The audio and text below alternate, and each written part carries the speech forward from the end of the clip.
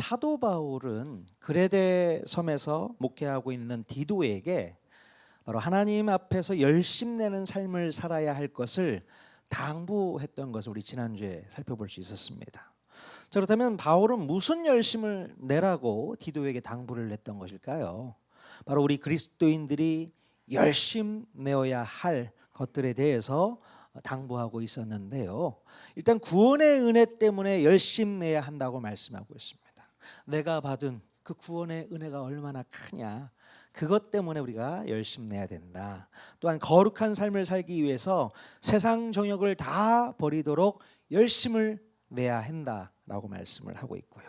또 우리 마지막으로 주님의 소유된 백성이라면 선한 일에 열심을 내어야 한다고 말씀하고 있습니다. 이렇게 열심 내야 할 일에 열심을 내므로써 하나님의 백성인 것을 증명해 보이라고 말씀하고 있는 것입니다. 우리가 하나님의 백성인 것을 우리의 삶을 통해서, 우리의 열심을 통해서 다 증명해 내줄 수 있기를 바랍니다. 우리 옆 사람에게 이렇게 한번 인사했으면 좋겠습니다. 한 주간 동안 주님을 위해서 열심히 사셨습니까? 한번 물어보십시오. 열심히 사셨습니까?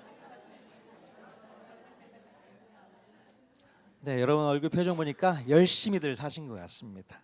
예, 수고 많으셨습니다. 자, 그런데요, 하나님을 위해서 열심히 살던 사람들도 어느 한순간에 보면 지치고 다운되고 우울해져서 낙심할 수 있다는 사실을 알게 됩니다. 자, 열심만 가지고서는 오래 갈 수 없다는 것을 깨달아야 돼요. 예. 아니, 열심히만 하면 다 되는 거 아닌가 생각할지 모르겠지만 열심만으로는 부족하기 때문에 그 열심이 오래 지속될 수 없는 것입니다. 자, 그렇다면 뭐가 더 있어야 하는 것일까요? 오늘 우리가 다루게 될 주제인 소망하는 마음이 우리 가운데 반드시 있어야 될 줄로 믿습니다. 뭐가 필요하다고요? 소망하는 마음. 네. 자, 오늘 성경 본문에 보면 이스라엘의 남부 왕조 500년 시절 아합 왕이 북이스라엘을 통치할 때에 혜성같이 등장했던 한 선지자가 있었습니다. 그 선지자가 바로 그 대단했던 엘리야 선지자였죠. 엘리야 선지자는 남유다에 비해서 제사장 나라의 충성도가 많이 모자라는 이 북이스라엘의 현실을 보면서 다시금 반전을 이루어 보고 싶었던 것입니다. 그래서 엘리야 선지자는 하나님께서 기뻐하시는 진정한 제사장 나라로서 온전한 회복을 이루기 위해서 북이스라엘에 쫙 깔려 있었던 바알 선지자들을 다 불러서 능력 대결을 펼친 뒤에 진짜 하나님이 누구인지를 가르는 시험을 하게 되죠. 자, 결국에는 어떤 신이 진짜 신이라고 판명이 났습니까? 하나님이세요? 바알이에요? 당연히 하나님이시죠. 당연히 여호와 하나님이 진짜 신이라는 것을 만 백성들에게 알게 했고, 그때 바알 선지자 450명이 기손 시냇가에서 다 멸절받게 됩니다. 자, 이때까지만 해도 엘리야 선지자는 드디어 북이스라엘이 하나님께서 기뻐하시는 제사장 나라로서 사명을 감당하기 위해서 유턴하게 될 것이라고 믿고 있었습니다. 야, 이제부터 시작이다. 바뀌겠구나. 변화되겠구나. 이런 생각을 했었어요. 자, 그런데 예상치 못했던 한 가지 변수가 떠오르게 됩니다. 뭘까요? 자, 열왕기상 19장 2절 말씀 읽어보면서 확인해 보도록 하겠습니다. 시작. 이세벨이 사신을 엘리야에게 보내어 이르되 내가 내일 이맘때에는 반드시 내 생명을 저 사람들 중 한 사람의 생명과 같게 하리라. 그렇게 하지 아니하면 신들이 내게 벌 위에 벌을 내림이 마땅하니라 한지라. 예. 아합 왕의 아내였던 이세벨이 엘리야를 죽이겠다고 벼르고 있다는 소식을 듣고서 엘리야는 두려움에 사로잡혀서 남쪽 유다 진영으로 도망쳐 숨어버리게 됩니다. 자, 엘리야는 광야길로 하루길쯤 더 가서 로뎀나무 아래에 앉아서 자신의 나약함과 부족함을 느끼고서 하나님께 생명을 거두어 달라는 요청을 하게 되죠. 자, 열왕기상 19장 4절 말씀 또 읽겠습니다. 시작. 한 로뎀 나무 아래에 앉아서 자기가 죽기를 원하여 이르되 여호와여 넉넉하오니 지금 내 생명을 거두시옵소서. 나는 내 조상들보다 낫지 못하니이다. 네. 자, 하나님께서는 지쳐 쓰러진 엘리야 선지자를 버려두지 않으시고 천사들을 보내서 음식을 먹이시고 아주 극진히 보살펴 주시게 됩니다. 자, 시간이 얼마나 지났는지 모르겠지만 천사들의 보살핌으로 엘리야는 다시 힘을 얻을 수 있게 되었고 그 자리에서 일어나서 40일을 밤낮 걸어서 하나님께서 임재해 계시는 호렙산에 이르게 됩니다. 자, 엘리야 선지자는 이 호렙산에 임재해 계신 하나님을 뵙자마자 무슨 말을 했을까요? 자, 성경 통해서 한번 확인해 보도록 하겠습니다. 열왕기상 19장 10절 말씀 같이 읽겠습니다. 내가 만군의 하나님 여호와께 열심히 유별하오니 이는 이스라엘 자손이 주의 언약을 버리고 주의 제단을 헐며 칼로 주의 선지자들을 죽였음이오며 오직 나만 남았거늘 그들이 내 생명을 찾아 빼앗으려 하나이다. 예, 엘리야는 하나님을 만나자마자 제일 먼저 무슨 말을 했던 겁니까? 하나님, 제가 얼마나 열심 냈는지 아시죠? 예? 유별날 정도로 열심을 부렸어요, 하나님. 근데 이게 뭡니까 지금?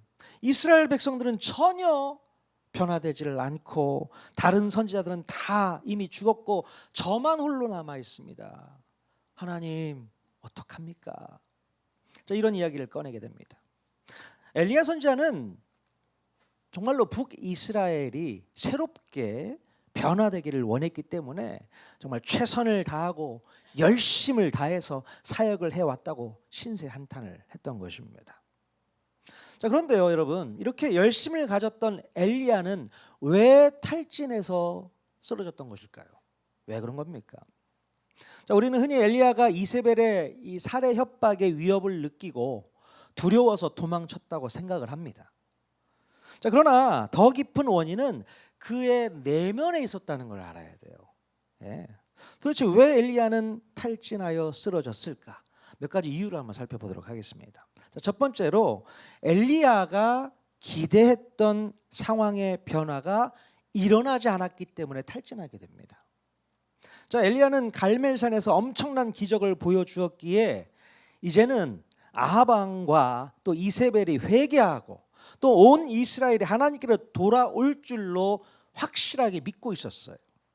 자, 그러나 현실은 절대로 변하지 않았고 오히려 이세벨의 서슬퍼른 독설만 돌아오게 됩니다. 이때 엘리야는 무슨 생각을 했을까요? 바로 내 열심의 결과가 고작 이거란 말인가? 이런 생각을 하지 않았을까 싶습니다.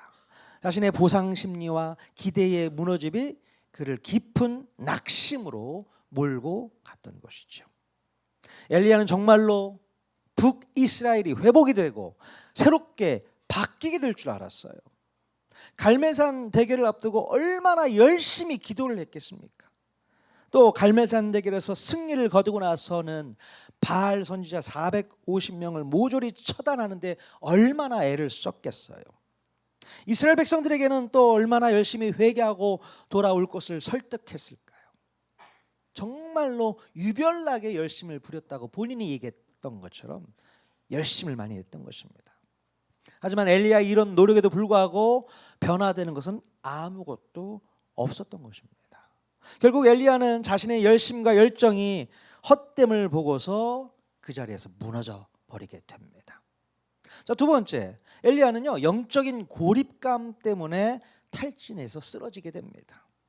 자, 조금 전에 읽었던 10절 말씀에 보면 오직 자신만 남았다고 엘리야가 한탄하게 되죠.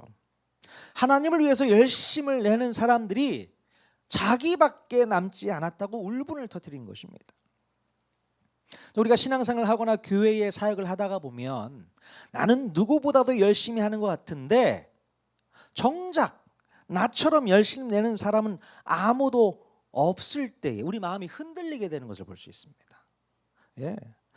나만 개고생하는 것 같고, 나만 독박 쓰는 것 같고, 또 나만 손해보는 것 같은 그런 생각이 들게 되면 한순간에 무너지게 되고요, 모든 의욕을 잃어버리게 됩니다. 오직 나만 남았거늘. 여러분, 오죽했으면 엘리야가 하나님께 이런 항변을 했을까요? 죽으라고 열심히 했지만 그 열심의 끝은 고통밖에 남지 않았고, 더더군다나 나와 함께 마음을 나눌 수 있는 열심을 가진 사람이 아무도 없다는 이 현실을 마주 대하면서 그는 탈진해 버렸던 것입니다. 자, 그러므로 여러분, 우리가 신앙생활을 할 때에 우리 마음에 맞는 사람이 내 옆에 있어 줄 때에 가장 큰 힘이 나고 또 끝까지 버티게 될 수 있는 줄로 믿습니다. 자, 그러나 내 옆에 마음이 맞는 사람이 아무도 없다면 그것처럼 힘든 게 없습니다. 그렇기 때문에 우리가 영적인 고립감을 느끼는 것은 우리 주님이 가장 싫어하는 것이고요, 그래서 우리에게 주신 선물이 바로 뭐냐면 우리 교회를 선물로 주셨고 우리 목장을 선물로 주신 것입니다. 교회를 통해서, 성도들을 통해서 혼자 있지 말고 같이 있으라고 주신 것이죠. 그래서 서로 위로하고 격려하고 축복하고 힘을 실어주면서 우리가 더 힘을 낼 수 있게 될 줄로 믿습니다. 우리 옆 사람에게 이렇게 한 번 더 말해봤으면 좋겠습니다. 오늘도 저와 함께 해주셔서 감사합니다. 자, 저도 여러분이 저와 함께 해주셔서 너무나도 감사합니다. 자, 세 번째로 엘리야는 끝까지 소망을 붙들지 못했기 때문에 탈진하여 쓰러지게 됩니다. 열심히 살던 사람도 어느 순간에는 지치고 낙심할 수가 있죠. 왜냐하면 열심만 가지고서는 오래 갈 수 없기 때문에 그렇습니다. 열심 뒤에 반드시 필요한 것이 있습니다. 그것이 바로 뭡니까? 소망이 있어야 된다는 거예요. 소망. 엘리야는 열심은 있었지만 순간적으로 소망을 잃어버렸던 것입니다. 소망이 없으면 뭔가를 열심히 했다고 하더라도 쉽게 지쳐버리게 되고 낙심하게 되고 탈진할 수밖에 없어요. 그럼 그렇다면 성경에서 말하는 소망이란 무엇을 의미하는 것일까요? 늘 우리가 소망을 얘기하는데 소망이 무슨 뜻입니까? 자, 성경에서 소망은 헬라어로 엘피스라는 단어를 쓰는데요, 무슨 의미냐면 바로 하나님께서 약속하신 것은 반드시 이루어질 것이라는 확신을 가지고 기다리는 것을 소망이라고 이야기합니다. 그래서 성경에서 가르치는 소망은 미래에 대한 막연한 낙관주의가 아니고 또 100% 하나님에 대한 신뢰를 기반으로 형성이 된다는 것을 우리가 분명히 깨달아야 되는 것이죠. 우리가 지난주에 읽었던 본문 말씀 다시 한번 읽어봤으면 좋겠는데요, 디도서 2장 13절 14절 말씀 같이 한번 읽어보도록 하겠습니다. 시작. 복스러운 소망과 우리의 크신 하나님 구주 예수 그리스도의 영광이 나타나심을 기다리게 하셨으니 그는 우리를 대신하여 자신을 주심은 모든 불법에서 우리를 속량하시고 우리를 깨끗하게 하사 선한 일을 열심히 하는 자기 백성이 되게 하려 하심이라. 자, 하나님께서 우리를 구원하신 것은 선한 일을 열심히 하는 하나님의 백성이 되게 함이라고 말씀하고 있는데, 그 전에 우리에게 먼저 주신 마음이 있다고 했습니다. 그게 마음이 뭐라고 했다고요? 바로 복스러운 소망을 우리 마음가운데 먼저 넣어 주셨다라고 말씀하고 있어요. 그리고 그 소망을 가지고 선한 일을 열심히 할 수 있도록 했다는 것입니다. 여러분, 소망을 가지고 있어야만 하나님의 선한 일을 열심히 할 수 있게 될 줄로 믿습니다. 근데 소망 없이 일을 하거나 소망을 잃어버린 채 일을 하게 되면 아무리 그 일을 열심히 해도 결국에는 넘어지게 되고 탈진하게 되고 흔들릴 수밖에 없다는 것이죠. 자, 그래서 우리가 소망을 붙잡는 것이 얼마나 중요한지 모릅니다. 소망을 붙잡아야 돼요.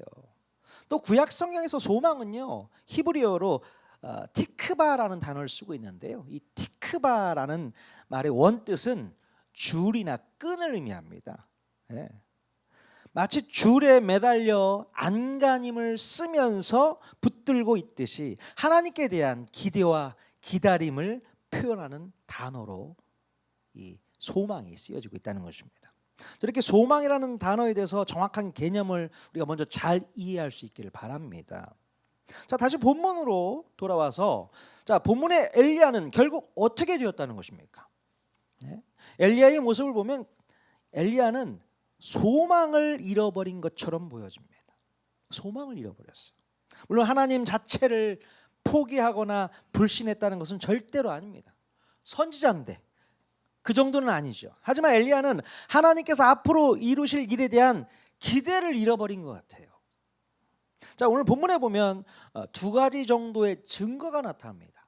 엘리야가 소망을 잃어버렸다는 증거 두 가지. 뭐냐? 첫 번째는요, 엘리야가 죽기를 구했다는 거예요.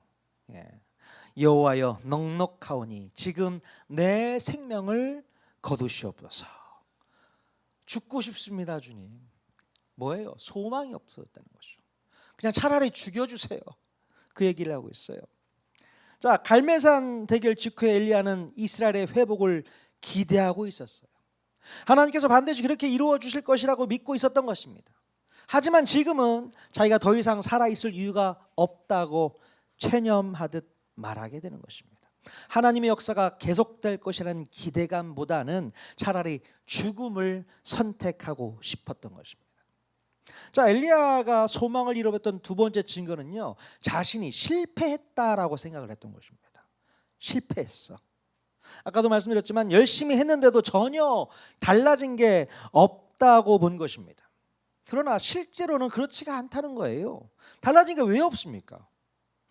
갈멜산 댁에서 많은 백성들이 뭐라고 고백했는지를 기억하십니까? 사람들이 그 갈멜산 대결을 통해서 하나님을 뭐라고 고백해요? 여호와 그는 하나님이시로다. 여호와 그는 하나님이시로다. 이렇게 외치는 것을 볼 수 있게 되죠. 이렇게 놀라운 고백을 받아냈었고요. 또 바알신은 거짓 신이라고 내던져 버릴 수 있었잖아요. 이런 변화가 조금이라도 있었단 말이죠. 자, 그런데도 엘리야는 눈에 보이는 당장의 위협만을 보고서 자신이 실패했다라고 생각을 해버린 것입니다. 여전히 자기만 혼자 남았다고 한탄하면서 자신의 실패를 확신하게 됩니다. 자, 그러나 우리 하나님께서 엘리야에게 무슨 말을 해주셨는가? 열왕기상 19장 18절 말씀 같이 읽겠습니다. 시작.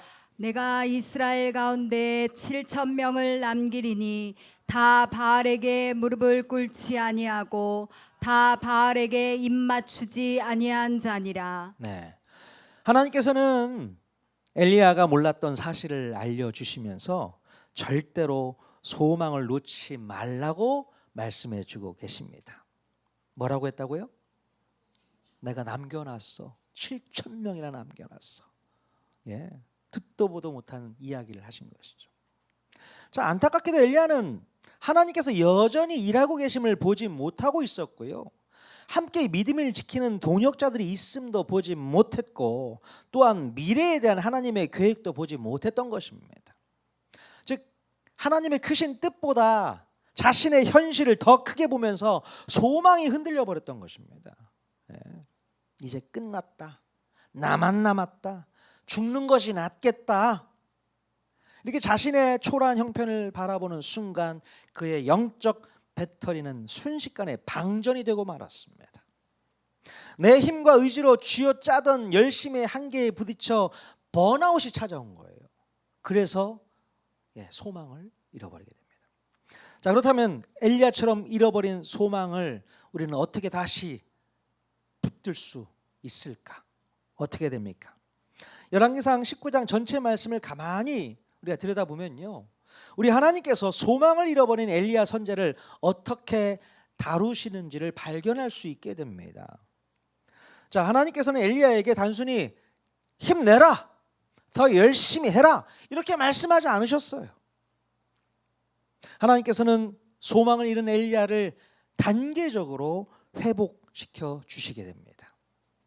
그러므로 우리 역시도 소망을 잃었을 때에 이 엘리야처럼 회복되면 어떨까 싶어요. 예. 자, 그러면 어떻게 엘리야와 같이 소망을 회복할 수 있을까? 자, 첫 번째는요, 내 생각보다 하나님의 말씀을 먼저 붙들어야 된다는 것입니다. 예. 엘리야는 하나님을 믿는 사람이 오직 나만 남았다라고 한탄했지만 하나님께서는 내가 7천 명을 남겨두었다라고 놀라운 말씀을 해주시게 됩니다. 그럼 엘리야가 이 말씀을 처음 들었을 때에 눈이 번쩍 떠지지 않았을까요? 7천 명이나 남았다고? 나만 남은 줄 알았는데? 엘리야가 하나님 말씀을 듣게 되자 전혀 예상치 못했던 놀라운 반전을 깨닫게 됩니다. 그러면서 잃어버렸던 소망이 생겨나기 시작을 했을 것입니다. 여러분, 이렇게 소망은요, 내 감정이나 현실을 분석해보고 나오는 것이 절대로 아닙니다. 우리가 붙잡아야 할 소망은 오로지 하나님의 말씀에서부터 나온다는 것을 꼭 기억할 수 있기를 바랍니다. 자, 시편 119편 105절 말씀 같이 읽겠습니다. 시작. 주의 말씀은 내 발의 등이요 내 길의 빛이니이다. 네. 자, 우리가 인생을 살다가 보면 간혹 낙심할 때가 오게 되는데 마음에 낙심이 될수록 자기 생각을 반복하기보다는 하나님의 약속을 묵상해야 되는 거예요. 자꾸 생각하지 마십시오. 하나님의 말씀을 묵상하시면 됩니다. 하나님의 말씀을 읽고 보고 듣게 될 때에 내가 생각지 못했던 하나님의 기막힌 해법을 배울 수 있게 될 줄로 믿습니다. 무엇보다도 잃어버렸던 소망이 되살아나는 것을 경험할 수 있게 될 줄로 믿습니다. 하나님 말씀 붙잡으세요. 더 이상 걱정, 염려, 근심, 내 생각으로 가득 채우지 마시고 하나님 말씀으로 채워보십시오. 그 말씀 속에서 전혀 생각하지 못했던 놀라운 해법이 숨겨져 있다는 것을 발견하게 될 것입니다. 아하, 그렇구나. 이 말씀 안에 답이 있었구나 깨닫게 될 줄로 믿습니다. 자, 두 번째로 소망이 회복되는 비결은요, 비록 현실은 아무래도 하나님께서 아직 일하고 계심을 온전히 믿을 수 있기를 바랍니다. 현실은 어두워도요, 아하, 하나님께서 지금도 일하고 계셔. 그것을 믿어야 된다는 것입니다. 엘리야는 갈멜산 대결에서 승리를 했음에도 불구하고 지금 당장의 현실은 승리가 아니라 패배한 것처럼 여겨졌던 거예요. 엄청난 승리를 해놓고서도 나는 패배했어, 이렇게 여기게 됩니다. 이렇게 모든 것이 다 끝났다고 생각하고 있었는데 하나님은 이미 놀라운 계획을 다 준비하고 계셨던 것을 볼 수 있게 되죠. 자, 그렇다면 하나님께서는 엘리야도 모르게 무슨 준비를 하고 계셨던 것입니까? 자, 북이스라엘을 징계하시고 심판하기 위해서 아람의 새로운 왕 하사엘을 준비시켰다고 그 뒤에 본문에 보면 나와 있습니다. 또한 아합 왕조를 심판하기 위해서 예후 왕조를 준비시켜 주셨고요. 또 그리고 엘리야의 후계자 엘리사와 또 7천 명의 남은 자를 보존하고 계셨다라고 말씀하고 있어요. 하나님께서는 아무것도 하지 않고 계신 줄 알았는데 천만의 말씀, 우리가 생각하지 못했던 더 큰 그림을 그리고 계셨다는 사실입니다. 얼마나 놀랍습니까? 눈에 보이는 큰 변화가 없어도 하나님은 침묵 속에서 일하고 계신다는 사실을 기억하셔야 됩니다. 자, 전도서 11장 5절 말씀 같이 읽겠습니다. 시작. 바람의 길이 어떠함과 아이벤 자의 태에서 뼈가 어떻게 자라는지를 내가 알지 못함 같이 만사를 성취하시는 하나님의 일을 내가 알지 못하느니라. 예, 정말 그렇습니다. 우리들은 만사를 성취하시는 하나님의 일을 절대로 알 수가 없어요. 그 크신 하나님의 뜻을 우리가 어떻게 알 수 있겠습니까? 우리가 열심히 기도해도 하나님께서는 아무 일도 하지 않는 것처럼 보여서 우리가 착각할 수는 있겠지만 우리가 하나님의 일을 어떻게 알 수 있겠습니까? 하나님은 침묵하고 계시지만 여전히 엄청난 계획을 작동시키고 계신 중이라고 믿을 수 있기를 바랍니다. 그러므로 소망은 눈에 보이는 결과보다 보이지 않는 하나님의 섭리를 더 신뢰하는 것이라고 믿습니다. 이것이 소망이에요. 마지막으로 우리는 하나님의 시선으로 미래를 바라봐야 된다는 것입니다. 자, 고린도후서 4장 18절 말씀 또 읽겠습니다. 시작. 우리가 주목하는 것은 보이는 것이 아니요 보이지 않는 것이니 보이는 것은 잠깐이요 보이지 않는 것은 영원함이라. 아멘. 지금 이 말씀을 하고 있는 이 사도 바울도 현재 잠깐의 고난에 주목하기보다 하나님께서 장차 이루실 영원한 영광을 바라보라고 권면하고 있습니다. 영원한 영광을 바라봐라. 이것이 바로 하나님의 시선으로 미래를 바라보는 모습이라고 믿습니다.